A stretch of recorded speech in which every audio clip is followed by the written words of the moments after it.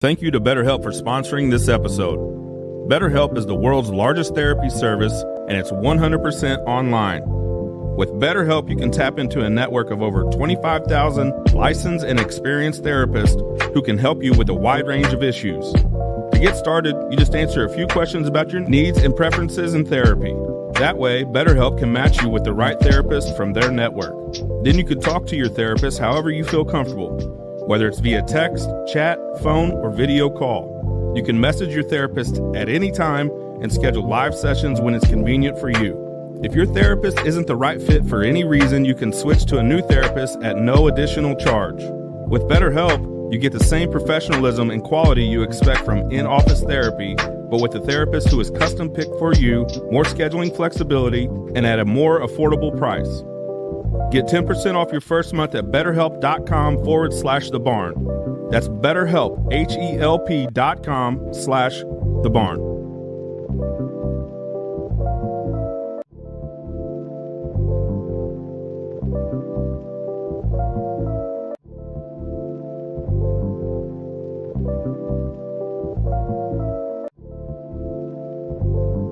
Hello, my name is Jason Lowry. And I'm a 2025 version of Mark Totally. And this is the 2025 version of the Parkland Podcast.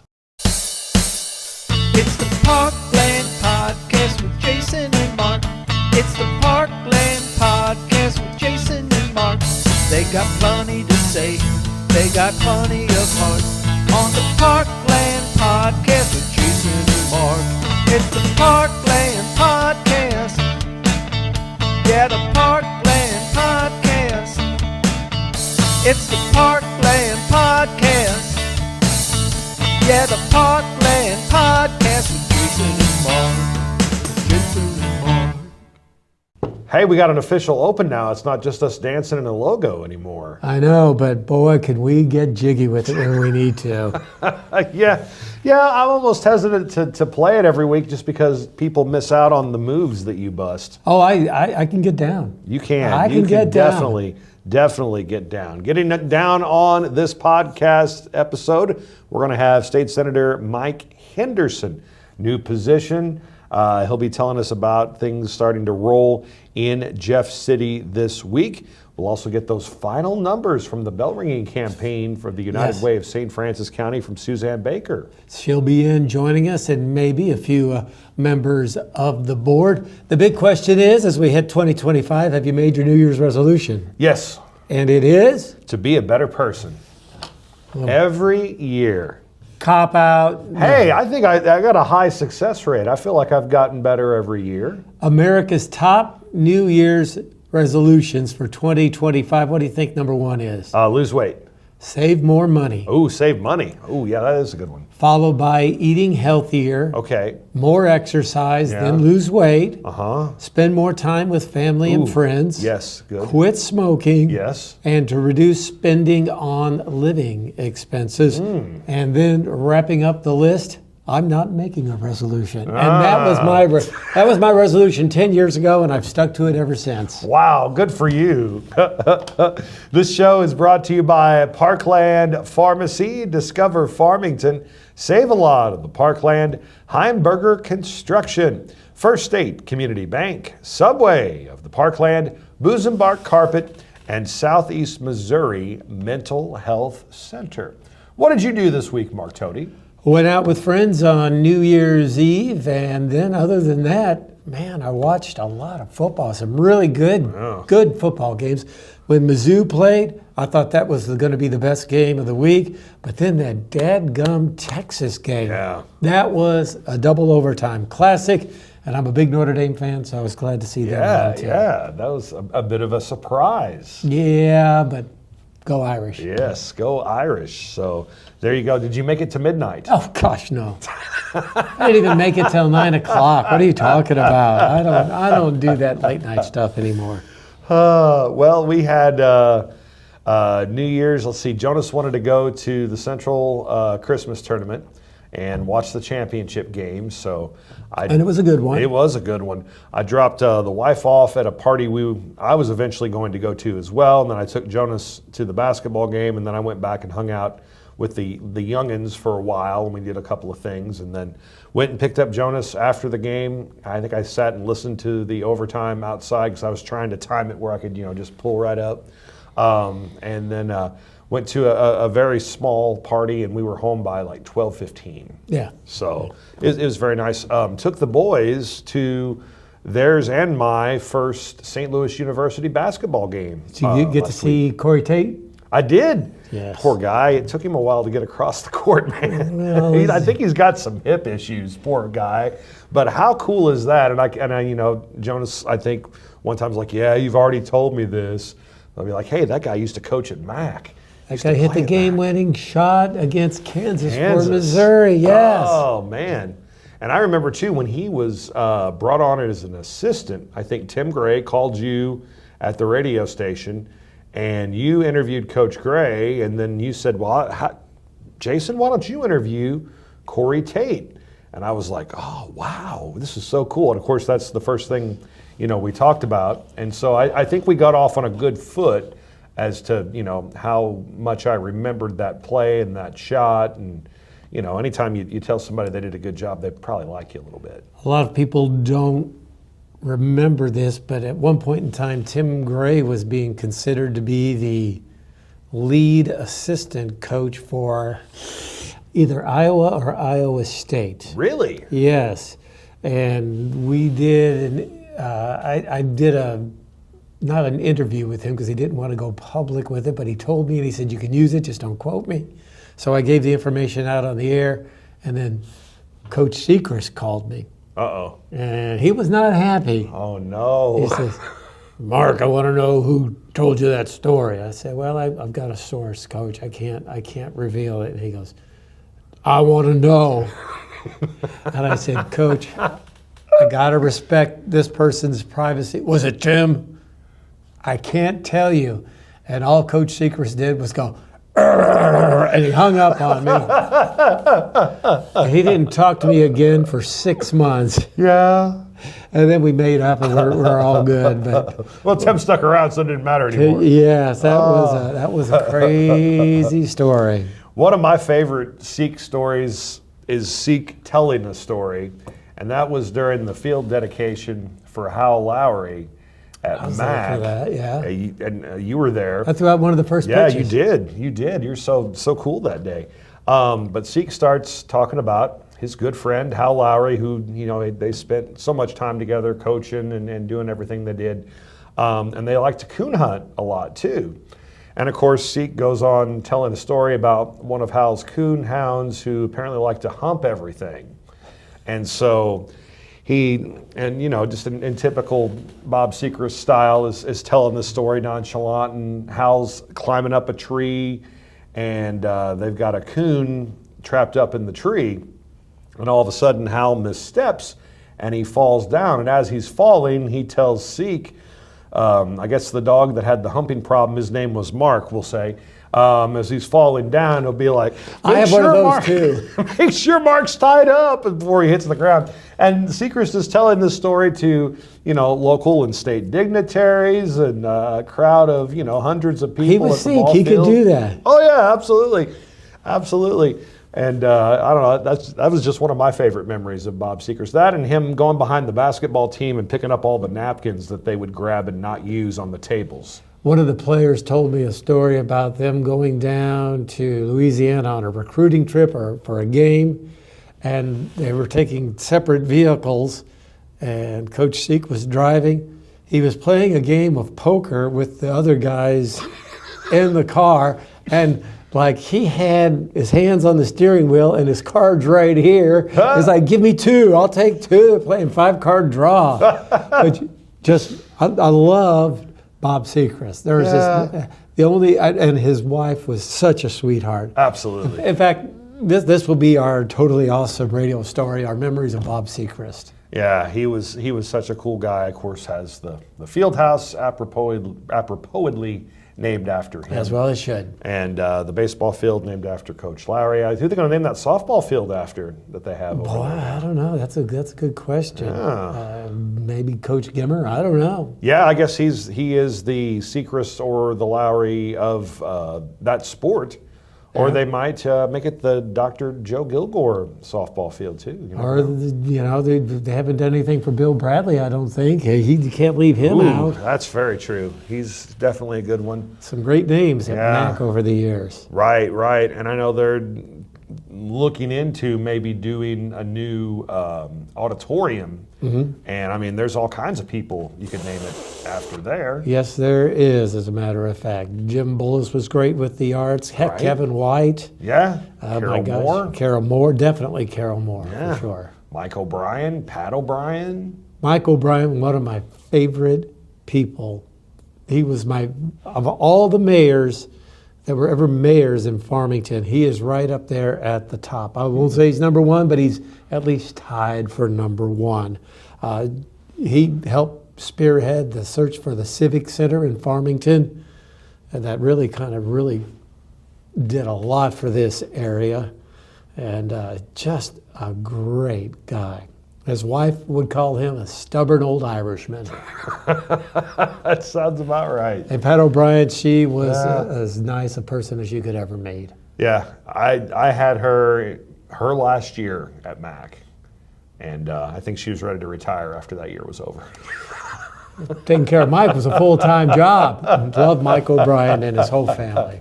There you go. So we're going to start. We'll have like a naming buildings or like a Mount Rushmore segment that we do every time. I always ask them like they should name something after me because I spent 30 years covering MAC board meetings, and I want them, when they were doing their building additions, I wanted them to name one of the bathrooms after me. Oh.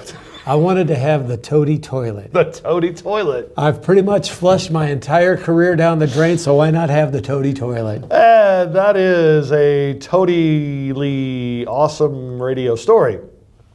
Let's talk about Parkland Pharmacy. They are local pharmacy at their finest. They have those 6 locations, of course, Deloge, Farmington, Fredericktown, Ironton, Piedmont, and Greenville. And they are ready to take care of you in the new year. And this is a perfect time to talk about Parkland Pharmacy because this is the time of year where the cold and the flu season really takes charge, and boy, do they have everything for you, from cold and flu medicine to cough medicine, everything you need to keep yourself healthy through these cold winter months, you'll find at Parkland Pharmacy, along with some of the best customer service around. Yeah, and those drivers are really making their money in these months here during the cold, but they take care of their customers everywhere. And you don't even have to get out of your car at some of the locations like Farmington, and I think Deloge, they've got the nice drive-through, which makes it really convenient. Parkland Pharmacy, 6 locations there in Deloge, Farmington, Fredericktown, Ironton, Piedmont, and Greenville. Subway, eat fresh. There's probably not a better fast food restaurant to keep those healthy New Year's resolutions than Subway of the Parkland. I'm not even sure I can call them fast food because it's just really good food. And the only thing better than the food are the people. Heather and Jessica, Brianna, Mike and Jake, who just celebrated his birthday in the past week. We can't stress that enough, can we? We cannot stress that enough, that Jake is now another year older. But they have wonderful Subway sandwiches, but they also have great soup. They also have cookies that are really good. And they have pizzas there, along with a lot of other choices. So when you come into Subway, be prepared to make decisions because there's a lot of good food to choose from. And a new location coming soon to Farmington, too. So we'll be excited about that. But right now, located in the Maple Valley Center, everybody's looking at each other in the background. Whoa, new Subway? What? That's a few episodes we broke that.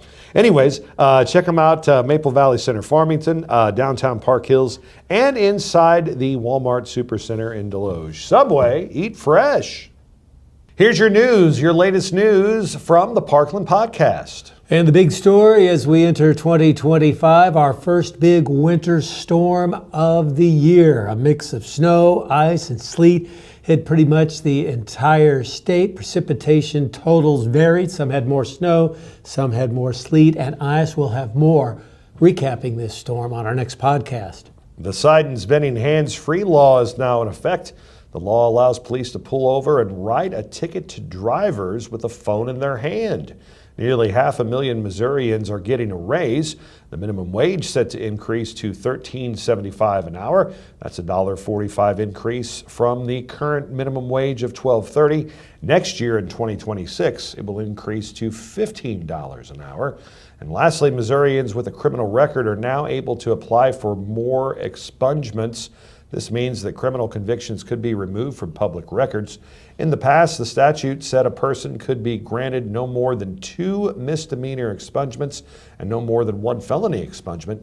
Now that increases to more than 3 misdemeanors and no more than 2 felony expungements. The St. Louis Metropolitan Police Department is investigating a fatal shooting that took place in the early morning hours of New Year's Day. According to a news release from police, a Leadington police officer shot and killed a suspect in downtown St. Louis while trying to break up a large fight involving close to 50 people. At least one officer attempted to break up the fight and deployed pepper spray. During the altercation, a 25-year-old man pulled out a firearm. A Leadington officer stated he ordered the armed man to drop the firearm when the officer shot the suspect. The officer was not injured. Police say the Leadington officer was not on duty but working private security. He has 18 years law enforcement experience. The Force Investigative Unit is responsible for investigating all uses of deadly force used by any law enforcement officer within the city of St. Louis. Voters in 3 Parkland cities will have choices for mayor when they go to the polls in April. Farmington, Park Hills, and Deloge will feature contested races at the tops of their ballots. In Farmington, former Mayor Mitt Landrum is running along with current Alderman Chris Morrison. In Park Hills, incumbent Stacey Easter is being challenged by former Alderman David Nockey and former Alderman and Mayor David Easter. And in Deloge, embattled Mayor Pete Pasternak is being challenged by business owner Bob Monks. Those 3 cities, along with Bonne Terre, have at least one contested alderman race. In Bonne Terre, Bill Stegall and Bruce Pratt are running for Ward 1, and Ward 3, Alderman Ryan McClure is being challenged by Ian Smith. In Deloge, the incumbent in Ward 1, John Wigger, is being challenged by Keith Probst and Jacqueline Nipper. Rod Crabtree and Joan Kelly are on the ballot for Ward 2, and Ward 3 Alderman Travis Cruz is being challenged by Ronald Kinney. In Park Hills, Ward 1 incumbent Alan Coleman is facing Alessa Fenris.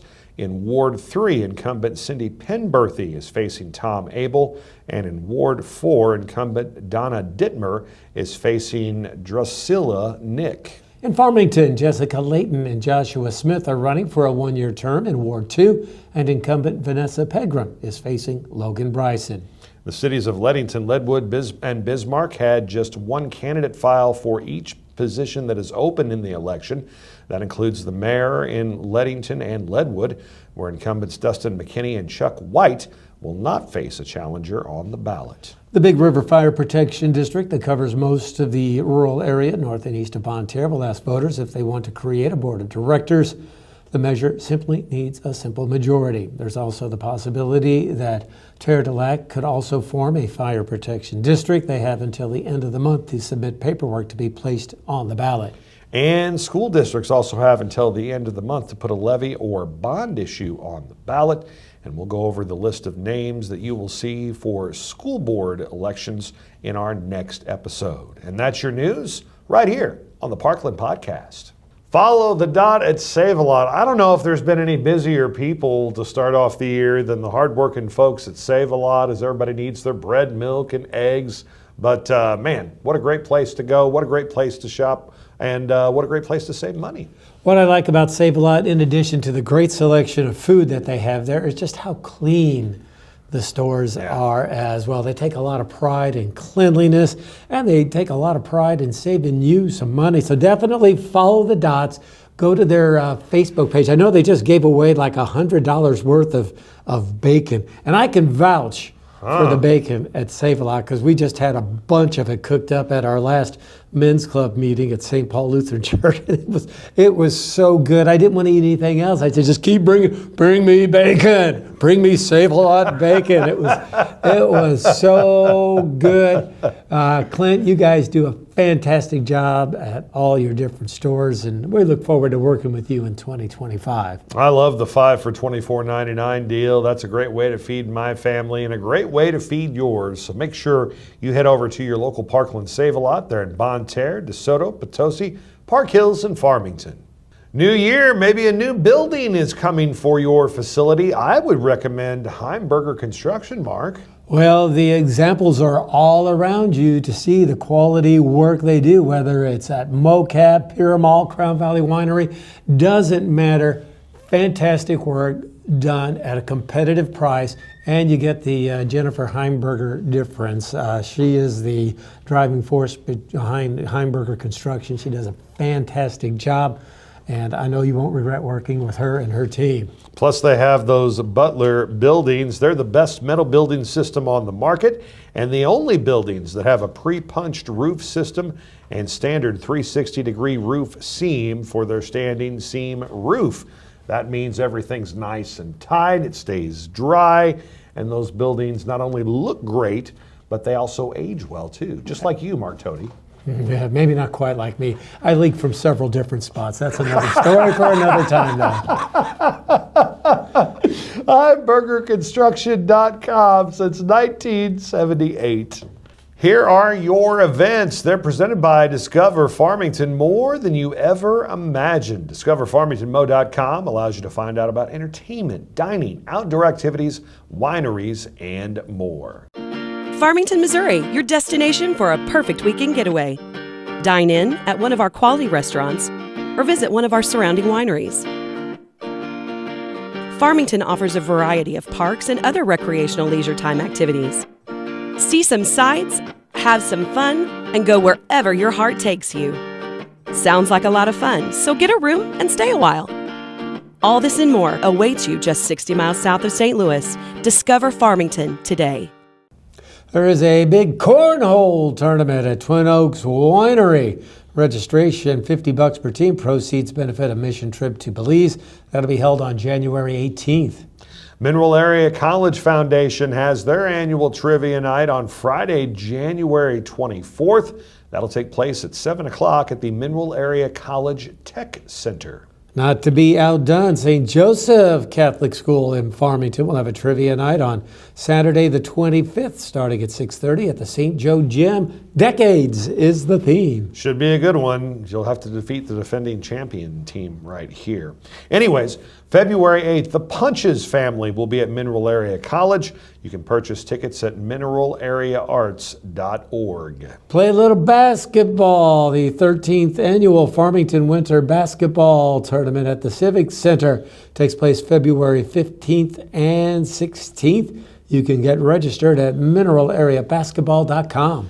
And Frosty Fest at Charleville Brewery and Winery will be happening on February 22nd. You can sample beer, brewery tours, appetizers, vendors, and more. Purchase your tickets at charlevillemo.com. And that's your events page presented by Discover Farmington. Find out about local events. Even book a wedding or day trip at discoverfarmingtonmo.com.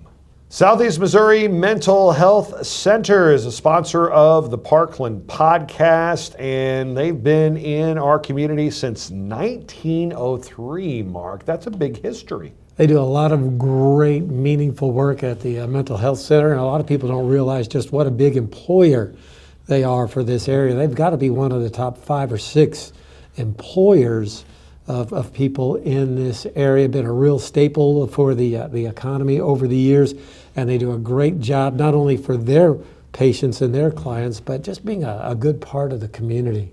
Yeah, over 1,000 people work for the center locally, and they're always looking to grow. You can go to their website, dmh.mo.gov,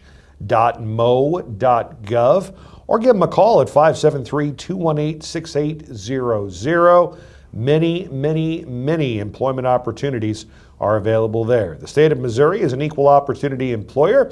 We celebrate diversity and are committed to creating an inclusive environment for all our employees. First State Community Bank has 3 Farmington locations. There's downtown Farmington, there's the corner of Karsh and Washington, there's the Maple Valley Center, there's the location inside Farmington High School, and there's, of course, fscb.com, which is where you can do just about anything.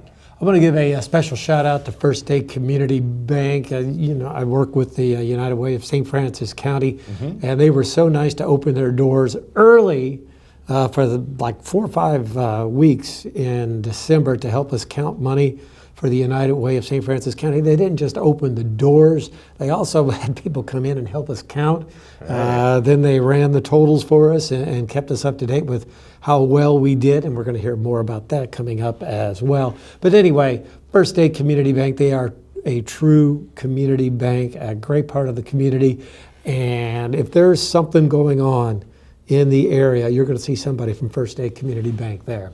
Absolutely. Member FDIC, online at fscb.com. First State Community Bank, sponsoring the Parkland podcast. Here are your birthdays for the week of January the 6th. But before we get started, Mark, we need to, I don't think we need to make an apology. Maybe we need to make a correction with Yes. one of our birthdays from last week. Jake Johnson. We had the wrong Jake Johnson. Yeah. We want to say happy birthday to the Jake Johnson from Subway.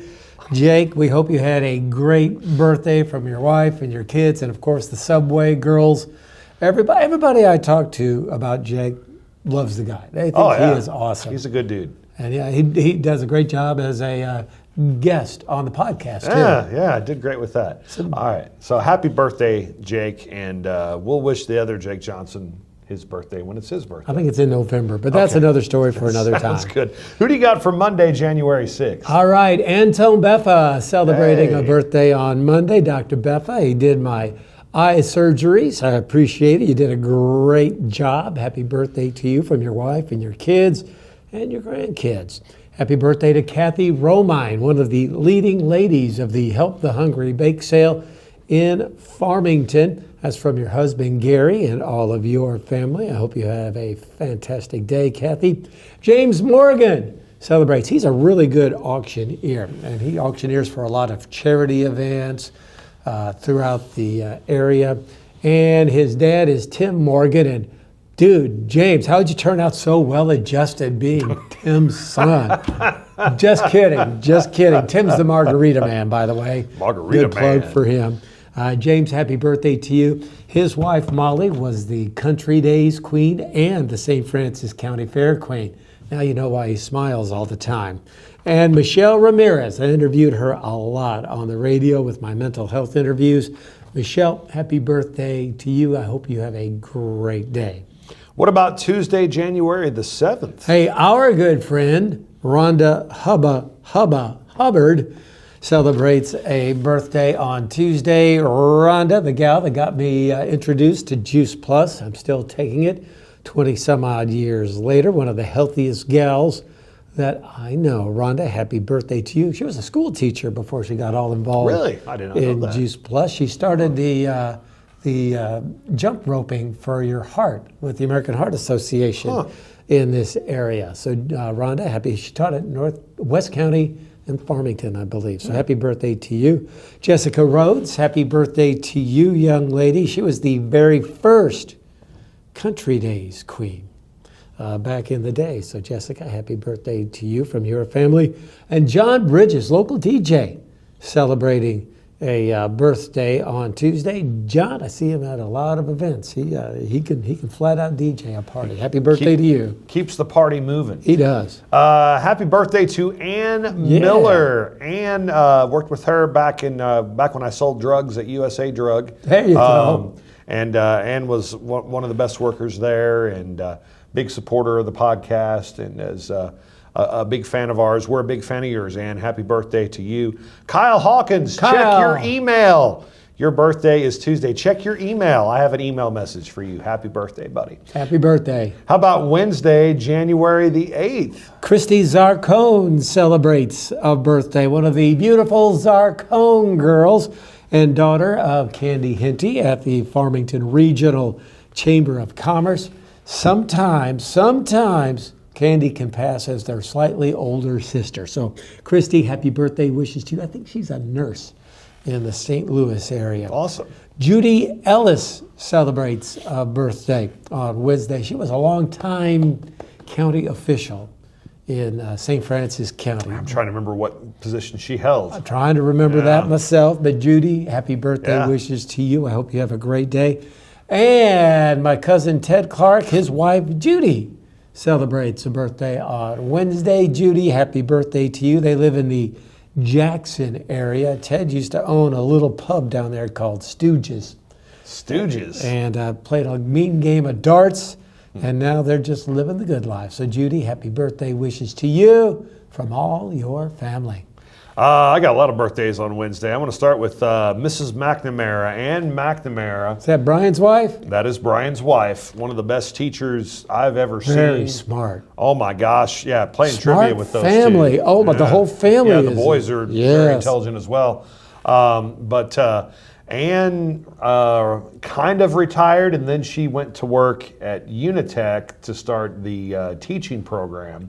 And not only did she teach the students she had about teaching, she also taught us teachers about teaching. She also went to, she's a country music person. She likes country music.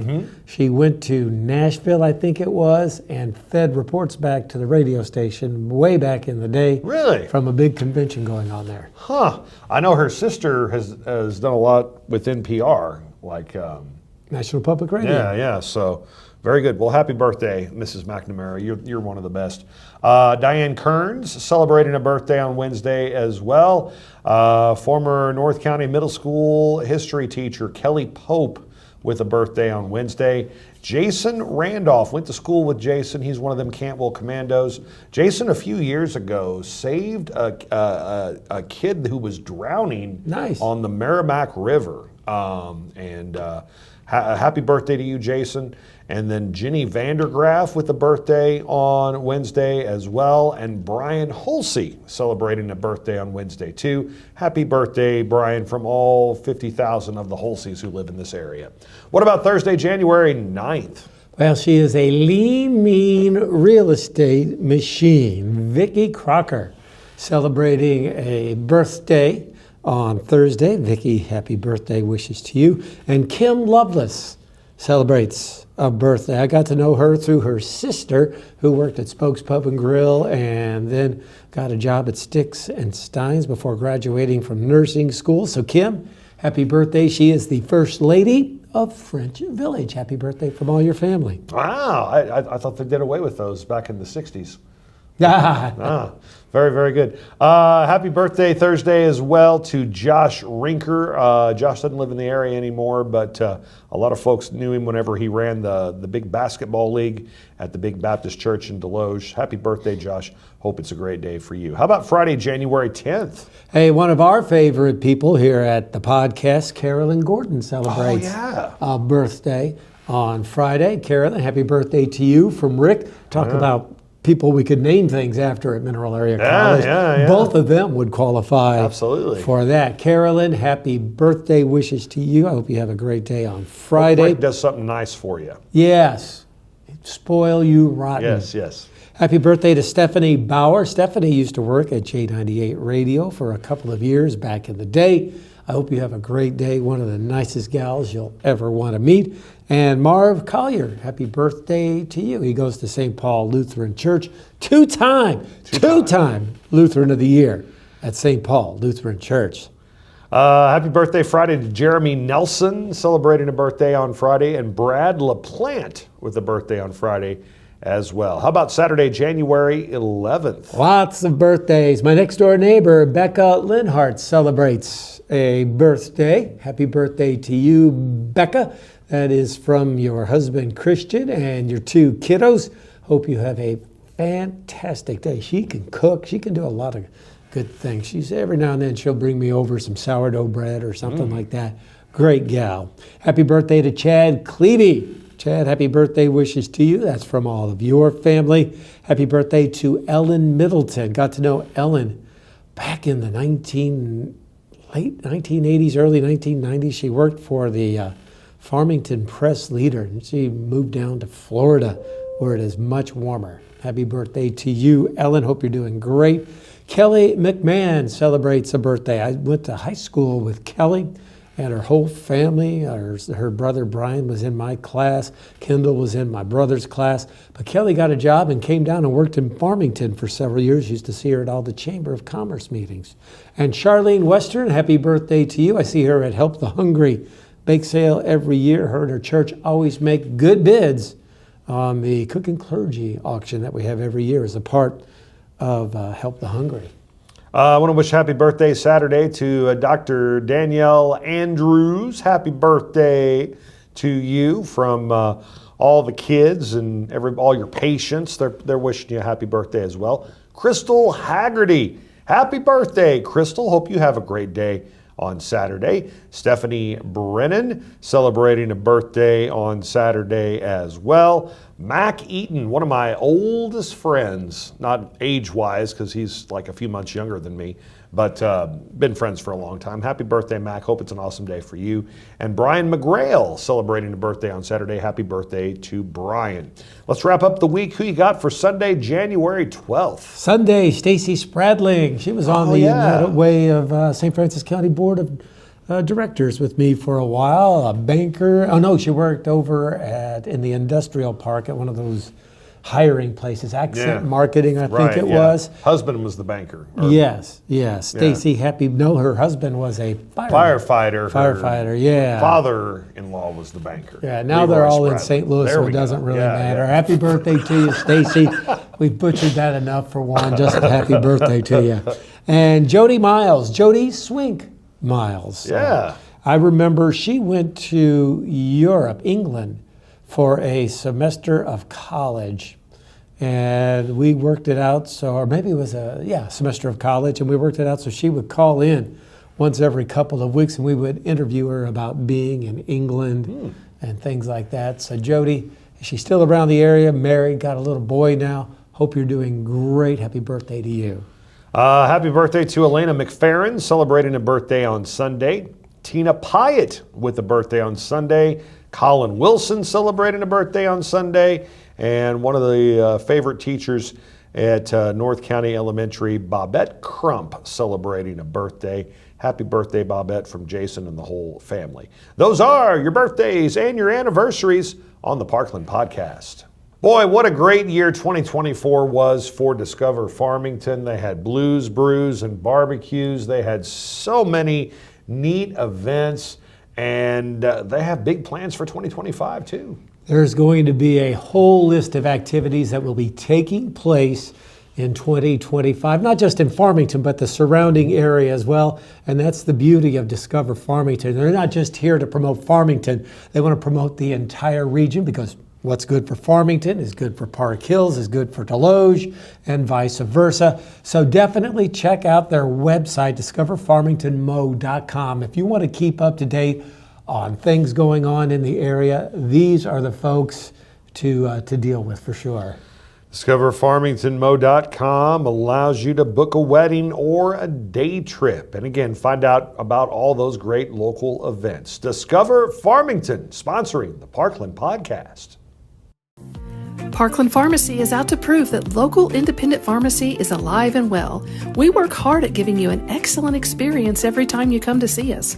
We love what we do, and we would love to take care of you. There's no need to be frustrated with your health care. If you're tired of what your pharmacy is not doing for you, then stop waiting in line and come see us today. We have 6 locations across Southeast Missouri, so Google us to find the store nearest you or visit parklandrx.com. Parkland Pharmacy is a local pharmacy at its finest. Here's your sports on the Parkland Podcast. The Farmington Knights and Central Lady Rebels are the champions of the Central Christmas Tournament. Farmington won the boys' championship game 71-63 in overtime over Potosi. South Iron wins the third-place game 55-54 over Hillsboro.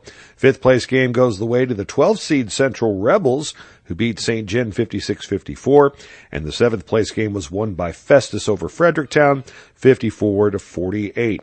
Again, Central Lady Rebels win back-to-back tournament titles, a 48-36 win in the championship game over Fredericktown. Festus wins the third-place place game over Potosi, 61-58. And Arcadia Valley takes the 5th place game from St. Genevieve, 55-46. In the FSCB Christmas tournament, Hillsboro, the winner, they defeat Cuba in the championship game 48-29. Jefferson wins the 3rd place game over West County 42-37. And North County defeats St. Paul in overtime in the 5th place game 48-45. And DeSoto beats Bismarck. That game also in overtime for 7th place, 59-53. Regular season boys basketball. Farmington ends their unbeaten streak. They get their first loss of the season after winning that Central Christmas tournament.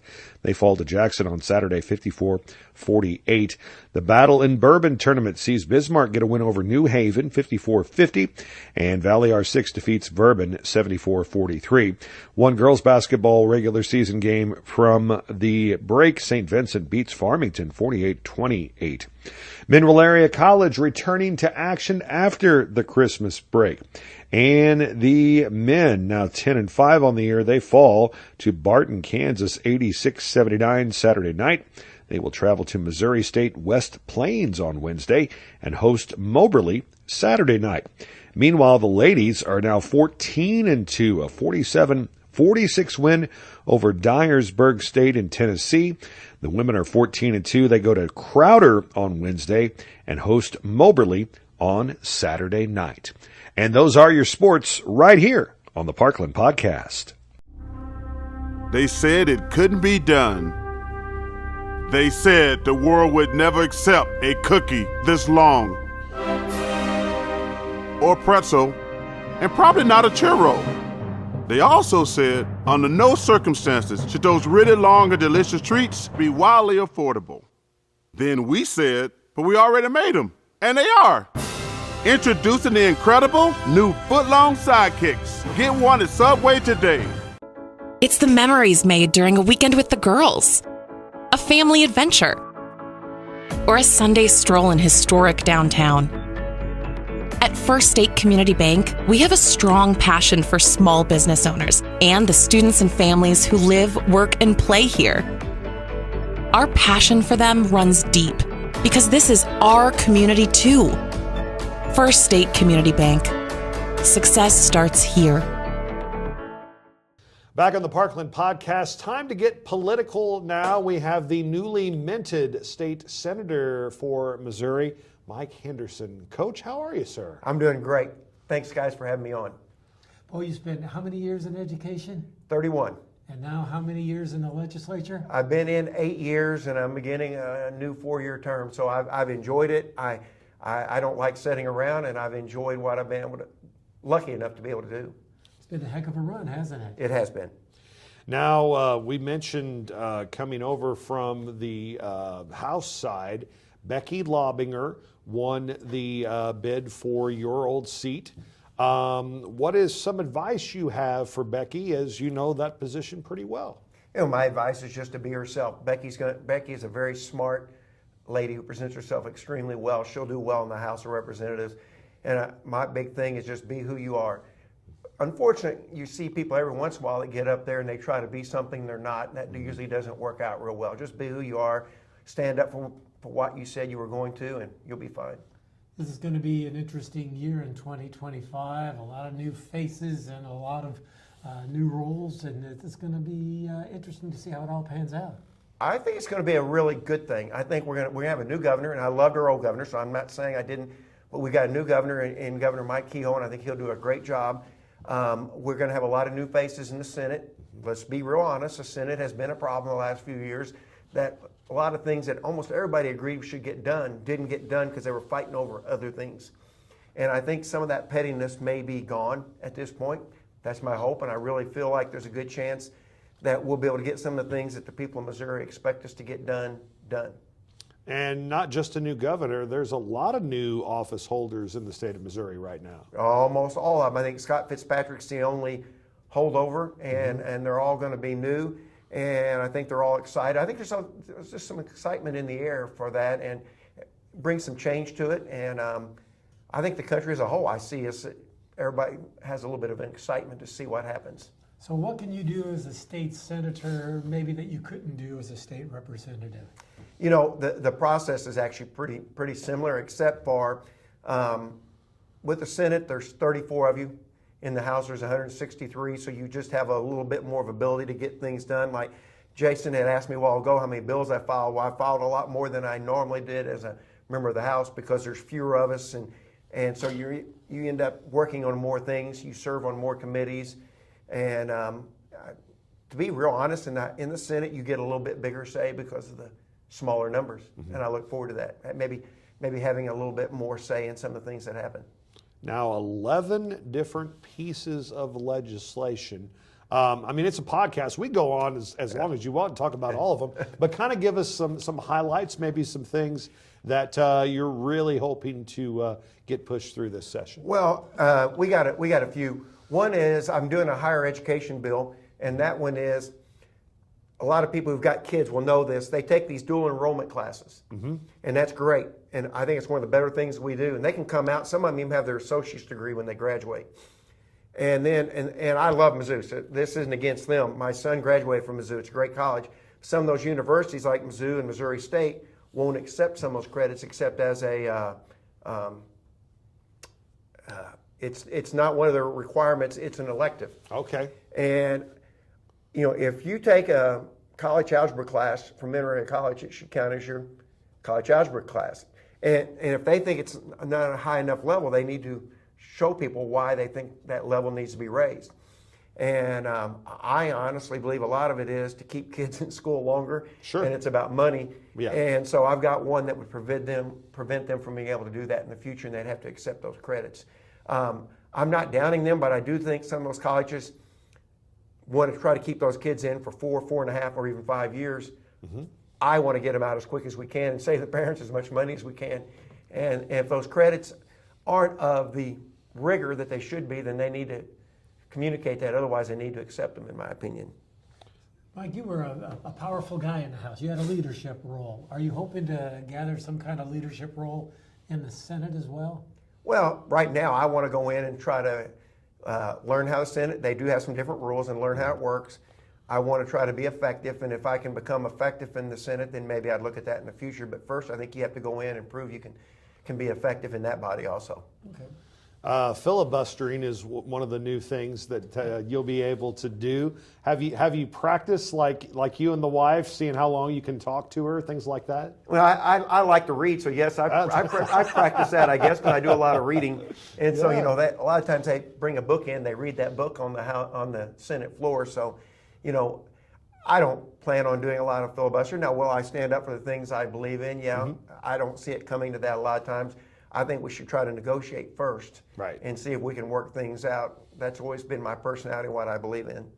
Well, and we were talking to, you know, the pomp and circumstance with each legislative session is, you know, traditions, things that have been done for many, many years. But you want to get in there and work. You could, I don't say you don't want to do that stuff, but you could, you want to focus on the actual nuts and bolts of legislating. Yeah, I was telling you, I said we'll have the first week or two is a lot of pomp and circumstance and requirements of things you have to do. That's okay. I know it. I get it. But I'm kind of ready to go to work. I kind of enjoy the nuts and bolts when we have hearings on bills and we try to get to what they're really doing and try to get the work done. So what is the biggest challenge going to be this session? I think the biggest challenge, we got a few of them, and that's some of the things that the governor is fighting for, and some of them I believe in. One of them, we're going to hit the road on immediately, will be crime. And you say, how do you fix crime? Well, I don't think I'm arrogant enough to think that the legislature or the government can fix crime, but there are things we can do to try to help local officials get crime under control. An example, people shouldn't leave a Cardinal game and be afraid they're going to be mugged. Right. And one of the things that they're looking at is a takeover of the St. Louis Police Department by an independent board. And the reason is we're still down 100 to 150 policemen in the city of St. Louis. And if you believe having policemen on the ground patrolling deters crime, which I do, then that's a problem. And St. Louis City has consistently just not tried to do the city government anything about the crime. If they're not, I think we have to at least step in and try to do something, because I think everybody should feel safe walking the streets and safe in their neighborhood. I wanted to ask about a piece of legislation that you, I think almost every year you were in the House, tried to push through, and that was involving cell phone use while driving. And now here we are in 2025. We have an actual bill in place. The law is there. Is that kind of a feeling of accomplishment now, seeing that this has finally come to fruition? Well, I'm really glad it got done. I tried for years, and everybody said, oh, it's a freedom thing. It's freedom. It's not about freedom. They're infringing on other people's freedom when they're driving and they're weaving all over the road, and you're afraid they're going to hit you, or you see them speeding up and slowing down and speeding up and slowing down as they're reading text messages. And I'm really glad we got something done. I'd heard that over and over from people in our community that they're afraid somebody's going to get killed. And I'm sure people have been injured because of the texting and driving. So I think it's basic common sense to me, and I'm glad we got it done. So, Mike, I remember talking to you and others in Jefferson City several years ago when COVID-19 was big and the government was printing all kinds of money. And you had some real concerns that eventually that's going to come back to haunt us. 5 years later, 6 years later, where do we stand with all that? Well, I think it has come back to haunt us. I think that's why we've had the inflation that we've had. We printed so much money and we put out so much money, the feds mainly. As a state, we don't print money, of course, but the feds have printed so much money. I think that's why go to the grocery store and we can't believe how much it costs to buy that food. I think it did come back to bite us. And, I think we have to be fiscally responsible and make sure how we spend that money. Just as a state, one of the things I'm most proud of as a state is we always have a balanced budget. We never spend more than we bring in. And actually, we have a few billion put away in a rainy day fund that if our economy were to turn south, would still be okay.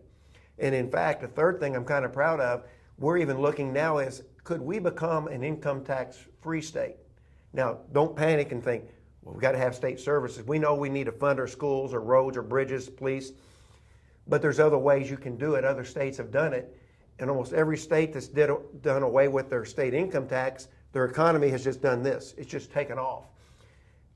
It's not going to happen this year, probably not going to happen the first couple of years, but this governor wants to at least look at it and have the conversations to say, is there a way to do away with it? And you say, well, what would you replace it with? Example, sales tax. Like if you go to your accountant, we're getting ready for tax season, you don't pay sales tax on that. You might have to pay sales tax on that. There's different things, different services that we don't pay sales tax. So all that money, it's not meaning we're going to cut 6 or 8 billion out of our budget because we can't do that right now. But there's other ways to do it. But when you get rid of that tax, it has shown that the economy does this. We're a long way from that happening, but I'm up for the conversation. Do you predict changes from funding from the federal side? I know that President-elect Trump has talked about maybe some things that he might want to cut. That obviously would trickle down to the state. You mentioned education. If he gets rid of the Department of Education, I would assume that funding would all come from the state within. How are you guys preparing for some of these changes that might not happen? I don't think that funding would come from the state. I think from what I've read about what he wants to do, and there's been some misconceptions, I think, on that, is he would probably do it as block grants. That money would still be there. It would be part of block grants to state, and they'd let the states decide instead of the feds what you could spend that money on within very, very broad parameters. So in other words, come as a block grant with very broad parameters and say, state, you decide. I like that. I'm a big believer in local control. I don't think the state should be telling local governments everything they should do. We have a role, but we shouldn't tell them everything. And I don't like the feds telling us everything we can do as a state. And I think most people are best governed by the people that live closest to them. And so if they did that and let us have more control, here's one thing that could happen out of that, Jason. We could get rid of the MAP test, which is a useless test, in my opinion. It doesn't help kids educate kids. Yes. It does not help make kids smarter. It does not help them be better prepared, in my opinion. And if they did that, we would have the opportunity to. Now, there will be a test, some kind to measure how these kids do. Right. But the MAP tests, and I hate to use that word, but it's useless. And how much funding is tied into that, roughly? All of your federal funding. Every single penny. If you don't meet that requirement, you're ineligible for your federal funds. And so I would love it if they went to block grants and gave us some of the authority to decide how we were going to do this. Mike, let's look at the big picture. Missouri, one of 50 states in America. Are we lagging behind? Are we middle of the road? Are we leading the way? Where does Missouri rank in your mind? You know, we're not going to be number one, and because we don't have some of the natural advantages like Texas with all their oil and things like that. I think we're one of the leading states in job creation in the last 5 years, so that's a good sign. So we've had a lot of jobs coming into Missouri. I think in total, you can look some of this up on total taxation. We rank 15th or 16th lowest, 15th or 16th lowest. So that's pretty good. You know, we don't tax real high compared to a lot of states. I think that's a good thing. I think Missouri, our health care is probably middle of the road for everything I've seen. And so, you know, I think Missouri has done pretty well for where we're located. We don't have the most advantageous weather, as you can see from the weather forecast we have coming up. No kidding. And so, you know, we don't have some of the advantages like, say, Florida has with that, and Alabama has in the southern part of it with it, and Texas and some of these other states. But we do have some advantages too with all of our rivers and our ports and our tourism. So we do pretty well with that. You mentioned briefly, I think, one of the pieces of legislation that you're hoping to get through here on this session. Kind of briefly touch on maybe a couple of others that you think are of interest to the voters. Well, one of them is benevolent tax credits. I've got some language on it because what happens, I'm not a big believer in tax credits, but I am a big believer in benevolent tax credits. Like if you give to some of these groups like the Pregnancy Resource Center and some different ones, where you can get a tax credit with some of these for people who give, and it helps people give more money.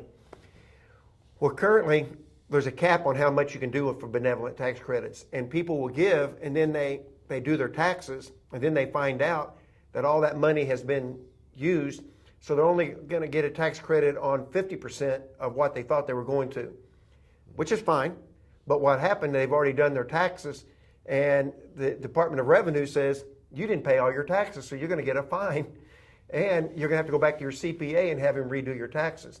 And we're going to try to fix that. Why would we want to inconvenience people who are giving their money to benevolent organizations in that way?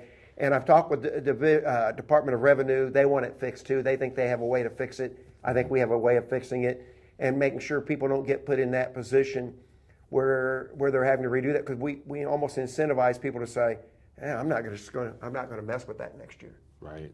The Republicans have control of both chambers, right? That's correct. How is that going to help, hinder? How will that affect things? Well, we've had that for a while now, so that's nothing new, and we've held the statewide offices since Nixon was out. So we've held that for now 8 years too, the governor's office. To be real honest, what we've got to do is quit fighting each other so much. We should argue about things. I think that's healthy. That's healthy that we have those arguments, and anybody that says they didn't argue with their wife about things is probably not telling you the truth. And having those arguments is good, but we got to also make sure we maybe pull together at times to get the things done that the people of Missouri expect us to. Very good. Anything else exciting on the legislative calendar that is coming up that people might be interested in? No, I'm just looking forward to it. We will get sworn in if the weather cooperates on the 8th. And then they'll have the governor's ball where they'll swear in all the statewides on the 13th. And then shortly after that, hopefully we will be able to get to work up there. I kind of look forward to that part of it and finding out where the session's going to go and some of the things we can hopefully get accomplished this time. I want to thank everybody for giving me the opportunity to go back up there. I really appreciate the people giving me the ability to go back up there and represent them. I enjoy it. Now, not every day. Some days you feel like you got your teeth kicked in, you lost every battle you had, and some days you feel like you won the war. And that's kind of a unique situation that you go in there, and if you can't deal with that, you probably don't need to be up there, but I enjoy that. Very good. We appreciate your time. Thank you so much. Thanks, guys. Yeah. All right. State Senator Mike Henderson, my old basketball coach, joining us here on the Parkland Podcast. Southeast Missouri Mental Health Center is a sponsor of the Parkland podcast, and they've been in our community since 1903, Mark. That's a big history. They do a lot of great, meaningful work at the Mental Health Center, and a lot of people don't realize just what a big employer they are for this area. They've got to be one of the top 5 or 6 employers of people in this area. Been a real staple for the economy over the years, and they do a great job not only for their patients and their clients, but just being a good part of the community. Yeah, over 1,000 people work for the center locally, and they're always looking to grow. You can go to their website, dmh.mo.gov, or give them a call at 573-218-6800. Many, many, many employment opportunities are available there. The state of Missouri is an equal opportunity employer.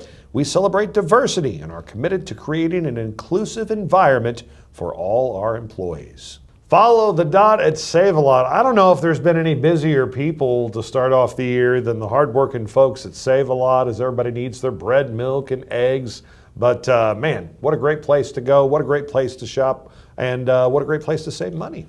What I like about Save-A-Lot, in addition to the great selection of food that they have there, is just how clean the stores are as well. They take a lot of pride in cleanliness, and they take a lot of pride in saving you some money. So definitely follow the dots. Go to their Facebook page. I know they just gave away like $100 worth of bacon, and I can vouch for the bacon at Save-A-Lot because we just had a bunch of it cooked up at our last men's club meeting at St. Paul Lutheran Church. It was so good. I didn't want to eat anything else. I said, just keep bring me bacon, bring me Save-A-Lot bacon. It was so good. Clint, you guys do a fantastic job at all your different stores, and we look forward to working with you in 2025. I love the 5 for $24.99 deal. That's a great way to feed my family and a great way to feed yours. So make sure you head over to your local Parkland Save-A-Lot. They're in Bonne Terre, DeSoto, Potosi, Park Hills, and Farmington. Let's talk some United Way here on the Parkland podcast, and we are loaded up with guests here, Mark, all board members of the United Way of St. Francis County and the executive director. Yeah, great to have Suzanne Baker joining us, and we said, Suzanne, we want 2 of your best to be a part of this podcast interview. And you got me. That's right. And the best. Yeah. Oh, yeah, I don't know about that. Yeah, unfortunately, they were all on vacation in warmer places, so we pulled in our favorites. Yes. Okay. Yes. Yeah.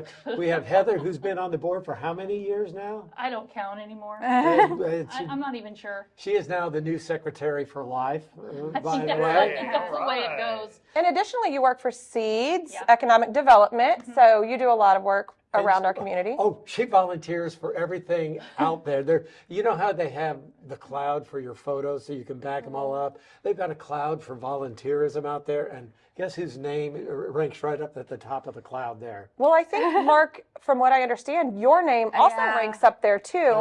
I'm no Heather Garner. No, so here's the thing. Way back when, I think I saw Mark Totally at corporate games, the Country Days corporate games. Oh, that's one back. And he was straddling a couple hay bales, and everybody was talking. When she said straddling, I was worried what she was going to go there. And I remember thinking, everybody was talking to Mark, and I remember thinking, you know what, I want to be his friend, and this is where it got me. Now you're his friend. Greatly, don't you? I'm regretting. Now I'm on the United Way board. I go to chambers. I'm like, now this is where it's gotten me. Yeah, that's so a great Katrina thing. Miller, we've now pretty much wrapped up your future. Yeah, here. our future. Now I know what I need to look forward to. Yeah. So yeah. This is what getting to know Mark Totally gets you. Yeah. Katrina works for Farmington School District. Yes. Which Are you is Jason's incredible. boss? Depends. What can I get for you? How long have you been on the United Way board? Just a little under a year, and it's been great to see the changes that have already taken place and all that's happened. It's kind of been an exciting time to be on the board because with the holidays kicking off, it had a lot of excitement, a lot of momentum, and it's really been a lot of fun to watch and kind of grow with that momentum and see where it's going. And I still feel like kind of we're on the uphill, so I'm ready to see what's going to go on. What got you interested? Who invited you to be a member of the board? Well, I've always, I work in the district, and I see a lot of where the United Way helps our students and our families. And so sometime I saw Kim Hudson actually had posted something, and I've been watching her and following her on Facebook. And she was kind of reaching out, and I thought, I always see the good work they do. I want to know more. And then once I got involved, I was like, oh my goodness, this is so much bigger and so much better than even I could have imagined. And I just wish that more people could see what the United Way does and how many people we do help in our community and how big our community is. Like, we kind of tend to think of it's one little town, our own little town, but it's the county, and it's just an amazing organization to be part of, and I'm very proud to be part of it. Yeah, you were on the outside looking in. Now you're on the inside where it's all happening. There's a lot more to it than just handing out money once a year. Exactly. We used to be, we were part of the Nutcracker, and I kind of compare it to that. Like, we used to watch the performance, and then when you get part of it, you see all the parts that go in and all the hard work that everyone plays to get the United Way out, and to get that money out, and to help our community and to raise money. And it just brings a whole new level of respect and admiration to our community, as well as the other board members, how much work and time goes into making it run seamlessly for our community and all that we can give back. It's just an amazing perspective that I've been blessed to be given. So. And Heather, with your job at Seed, you can speak to the fact that it really is a county-wide organization. Oh, it's absolutely a county-wide organization. The United Way has a hand in every community in St. Francis County, from Bonne Terre to Bismarck to Farmington. We're everywhere. Mm-hmm. We have eyes and ears everywhere. Yeah. And we have some exciting news, Jason, on the podcast. And Suzanne, why don't you let everybody know? Oh my gosh, put me on the spot. So several things. Katrina, you work for Farmington School District. We wanted to talk a little bit about bell ringing and what Farmington School District did for us, but not only Farmington, but Central as well, and North County. Yep. And some other local schools too. We saw St. Joe, we saw St. Paul. We saw so many schools this year step up. And what those schools did for us was allow us to raise $29,453. And that money gets to go back to all of these organizations throughout St. Francis County. So one thing I really want to just stress is that what the United Way does is we're not collecting money for us. We are collecting money to give to all these non-for-profits. Last year we supported 27, and what the school districts did for us, and every single human that came out to ring the bell did for us, was raise money so that we can help this local community and all of the people in it. We did a little thing called the Battle of the Bells. That was so much fun. It was so much fun. Like, you don't realize how much, like, the kids get into it, but so does the staff, because I've worked at Central before, and I have friends that work at Central in North County, and it was so much fun because we would get together for lunches and we would talk about, do you know what's going on? How much, like, the adults were into it just as much as the kids, and it's so much fun because we're doing a good thing. We're having fun. It's got that healthy competition, and I know all the schools were very excited to You were on the inside, Yes. and I did not realize how competitive Kyle Gibbs, oh my gosh, Dr. Kyle Gibbs is. We got emails weekly about, hey, like, you need to sign up, you need to do this. And it was so much fun because I was like, okay, I'm going to sign up again to do that. But he was very competitive, and it paid off because I believe Farmington took the lead. Yes, they did. And what was really neat to me was I got several emails from you. Yes.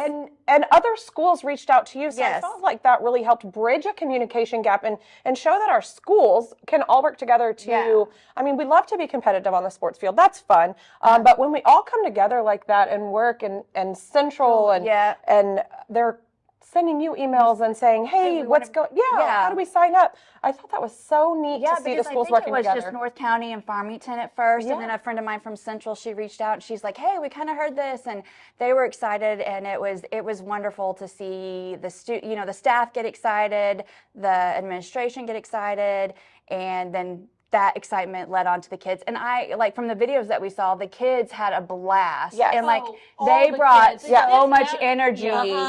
Yeah, if you to it. haven't seen some of the videos, we will post them again on Facebook. We're going to get a big collage of all the photos, but we saw North County's cheerleaders did this massive pyramid outside and did all these cheerleading moves, and people were sending me messages and they're like, this is the coolest thing. Truman Learning Center, they had like Christmas trees, inflatable Christmas trees they were decked out in. We had people singing, playing the saxophone. St. Paul Lutheran brought their choir out and sang. It was beautiful. The kids were I saw tiny little kids ringing the bell. My kids rang the bell, which I thought was so cool. And they rang for Farmington School District because that is where they go. Sorry.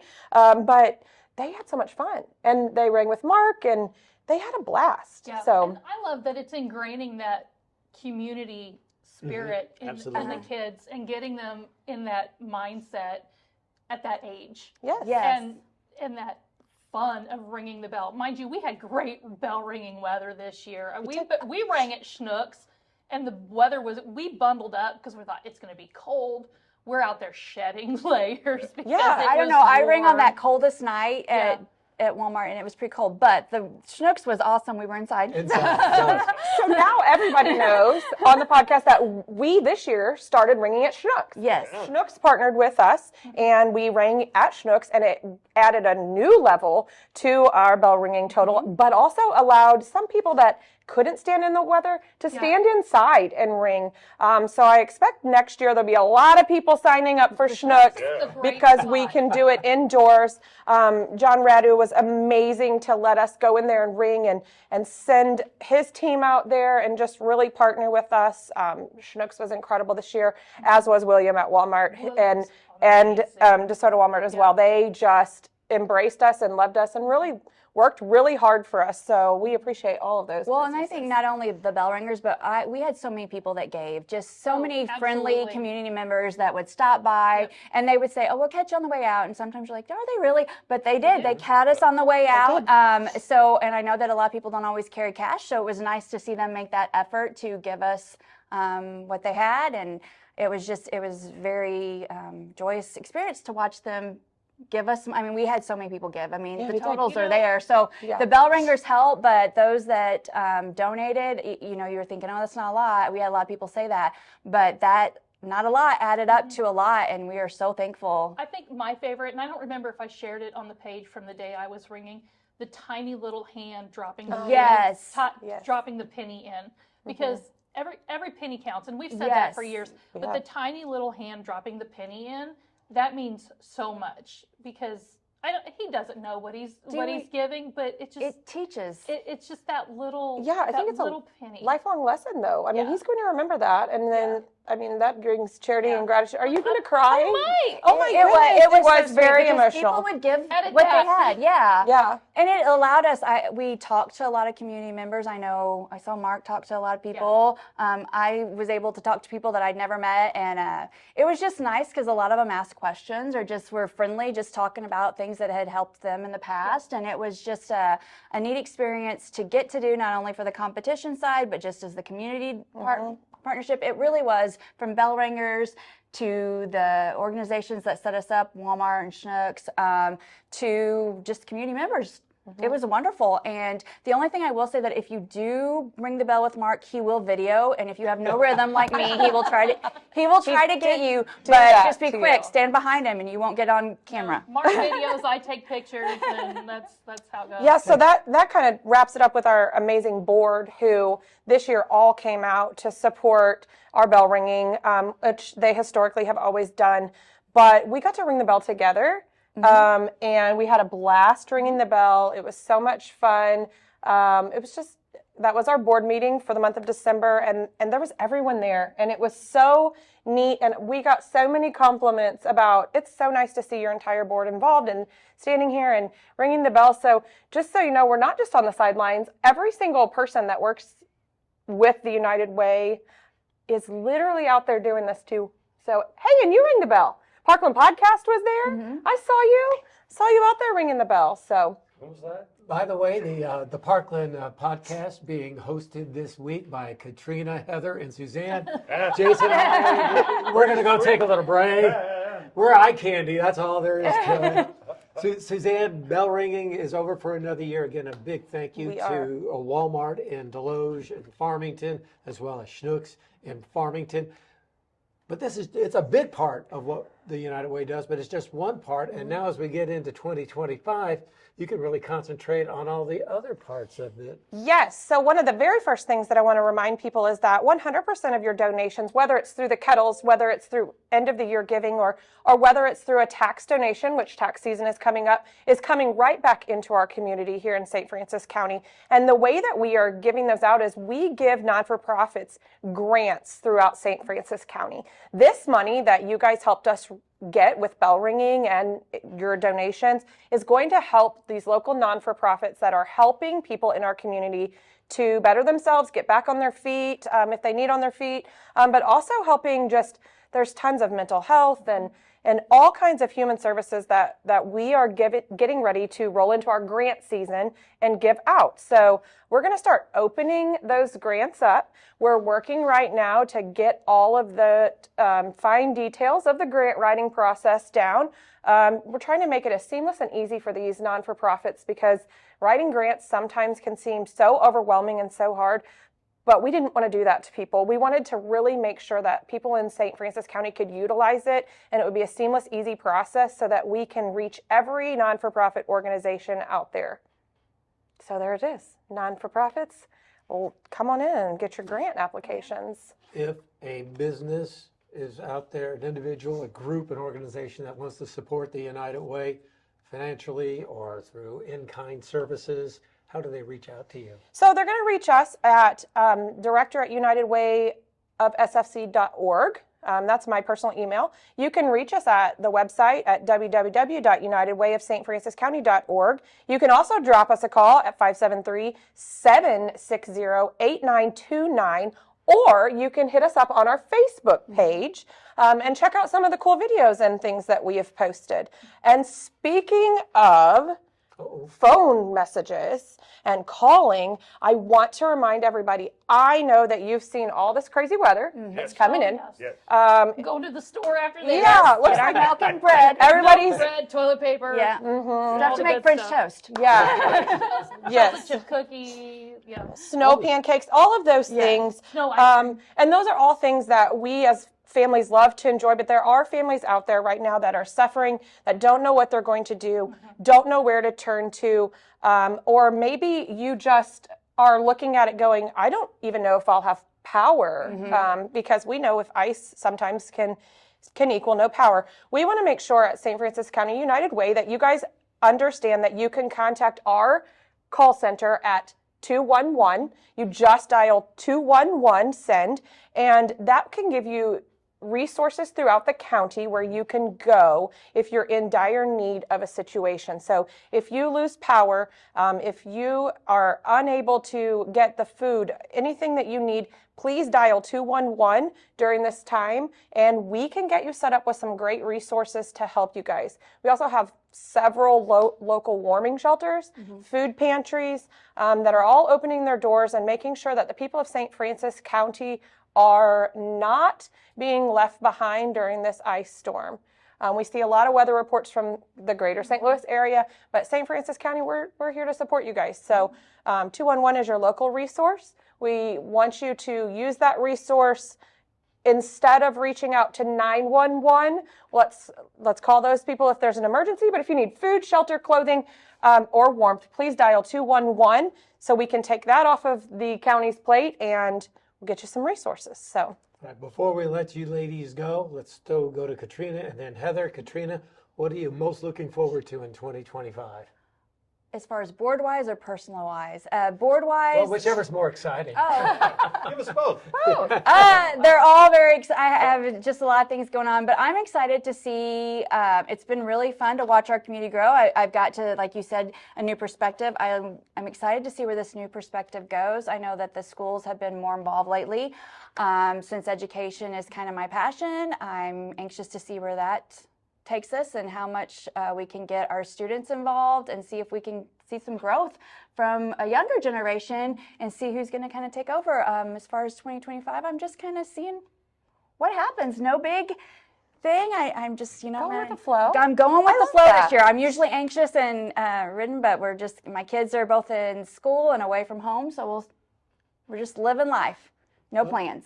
Now we go to a girl who's never gone with the flow in her life. She kind of blazes her own trail. Heather, what are you looking forward to? 2025 is going to be a big year. My son graduates from high school. Yeah. I know, Oh, right? wow. Yeah. John graduates from high school. Big plans for him. He's going to stay in my house. My college kid stays in one of mine It's does. fine. Yeah. I'm okay with it. Lillian moves from grade school to high school, so where he leaves, Lillian takes his spot in high school. God bless St. Paul Lutheran High School. Yeah. And I plan to go back to Kenya with the Living Well project. Awesome. Shout out to Ashley Grindstaff and all her amazing crew there. So yeah, 2025 is going to be big. As for the United Way, it's going to be even bigger there. Mm-hmm. Suzanne's done a tremendous job. Yes. We're giving away $200,000 in grants this year, right? That's what we're hoping for. So we've got some room to still fundraise, and we're going to hit it. I have faith. We're already way ahead of last year. Yep, we're doing great. So it's going to be a big year. Okay, Jason, your turn. All right. Well, I think our next guest is actually right outside, so we probably better wrap it up. Open that door. United Way of St. Francis County, Suzanne, Katrina, Heather, thank you so much for joining us here today. And that's your United Way report here on the Parkland Podcast. New year, maybe a new building is coming for your facility. I would recommend Heimberger Construction, Mark. Well, the examples are all around you to see the quality work they do, whether it's at MoCab, Pyramall, Crown Valley Winery, doesn't matter. Fantastic work done at a competitive price, and you get the Jennifer Heimberger difference. She is the driving force behind Heimberger Construction. She does a fantastic job, and I know you won't regret working with her and her team. Plus, they have those Butler buildings. They're the best metal building system on the market, and the only buildings that have a pre-punched roof system and standard 360-degree roof seam for their standing seam roof. That means everything's nice and tight, it stays dry, and those buildings not only look great, but they also age well too, just like you, Mark Toti. Yeah, maybe not quite like me. I leak from several different spots. That's another story for another time, though. HeimbergerConstruction.com since 1978. This is the music segment of the Parkland Podcast. We talk about cool songs, cool albums. We show you cool album covers, and we probably tell stories that have nothing to do with music at some part. But who do you have for your song of the episode? Before we get to the song, I got a couple of trivia notes. Great. Yes. All right. What artist was arrested for inciting a riot in St. Louis in 1992? That would be Axl F. Rose. Axl Rose, for sure. He jumped into the stage. Because somebody was taking his picture. Yes. This band had to sign some paperwork stating that the prison would not negotiate for their safe release if they were held hostage before performing at San Quentin Prison. So Johnny Cash did it, but this is a band. This is a rock and roll band. A rock and roll band. I think, didn't Metallica do that? Metallica, very good. I'm impressed. Which musical icon was arrested in Japan and spent several days in jail on marijuana charges? Paul McCartney. Paul McCartney, it is. Oh. And let's see if I have one so more. I go 4 for 4 here. All right. This member of a classic rock and roll group was once accused of blowing the doors of his hotel room off with dynamite. Oh my. Once I tell you who it is, you'll say, yeah, that sounds about right. Oh gosh. Ozzy Osbourne. Close. That's a good guess. Keith Moon. Okay. Keith Moon. Yes, that's Pete Townsend is partially to mostly deaf in one ear. And that's because Keith Moon put explosives in his drum sets during a performance on a TV show. but he'd put way too many explosives on there, and at the end of the show, he blew up his drum set and was right in the ear of Pete Townsend. And Pete says that's where his hearing issues came from. Oh, Keith Moon, one of a kind. Wow. All right. Very good. Song of the day. Song of the day, what you got? Song of the day, I'm Losing You. There are 3 different versions of this song. I heard the Rod Stewart version on my way over here, and I absolutely loved that song. But it was originally released by the Temptations back in the mid-1960s, and then a group called Rare Earth did a fantastic version of that song in the very late 60s or right around 1970. But 3 different versions, all really good. If you've never heard I'm Losing You, Google it, listen to it. You won't be disappointed. And I think I've said on the podcast before, not a huge fan of Journey with Steve Perry. Yes. Because he changed the direction of the group. Sure, yeah, they became a lot more poppy. They were a lot more progressive when they came out with this album called Next. Had a song called Spaceman on it, which is really, really good. But the neat thing about this group is the guys in the group, Neil Schoen, Ansley Dunbar, Ross Valeroy, and Greg Rowley, spent time with the Steve Miller Band, with Santana, and a whole bunch of... These guys are all classic musicians. If you like a little progressive rock and roll, this is the album you want from 1976, 1977, Next from Journey. All right, so my song of the week was recently voted as one of the top 10 sports anthems of all time, which is surprising because I don't think I've ever actually heard this played at a sporting event, but it makes sense. And that's by Canadian rock band Trooper and their great tune, Raise a Little Hell, from their, I didn't know they had 4 studio albums, from their 4th studio album, Thick as Thieves. It was the band's only U.S. Hot 100 hit. But, definitely get your foot, raise a little hell, raise a little hell. Great tune. Raise a little hell. Good tune, courtesy of Trooper, Canadian rock band. Don't hear much from them anymore. And then I'm going to go the Genesis route. Check out this cool album. This is Abacab. The title track is such a cool tune from Genesis.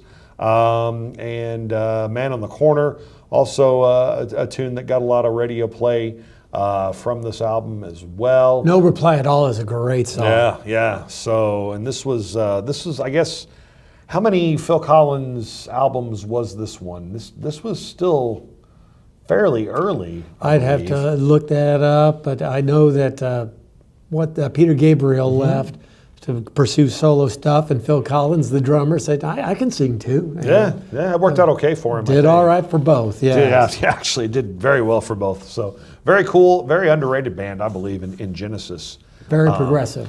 Absolutely, especially this album here. All right, so who do we have coming up for our next edition of the Parkland Podcast? Another return guest on the way. Brianna Griffin is going to join us from the St. Francis County Health Center, and she said we better have our thinking caps on because she's got a little bit of trivia for us and another quiz. So can't wait. Love Brianna, one of the nicest gals you'll ever meet, one of the best employees at the health department. She's going to be among the people joining us on our next edition of the podcast. Now, are we going to talk Save-A-Lot next episode too, or we're are they too busy to. restocking shelves? If it fits their schedule, we hope to have them in as well, yes. Because I was in Save-A-Lot leading up to the storm a couple of times. And oh my gosh, you would think that we were going to be locked in our homes for 3 weeks the way people were buying stuff. Does it every time. That's what happens. Yeah. We overreact. And people say we are to blame for that, the media, because we, fuel the storm, so to speak. Yeah, get over it. Yeah, that's okay. I have stock in the grocery industry, and that's one of the reasons why. All right, well, have yourself a great week. Stay warm. Yes. Stay warm, and we'll see you next week on the Parkland Podcast.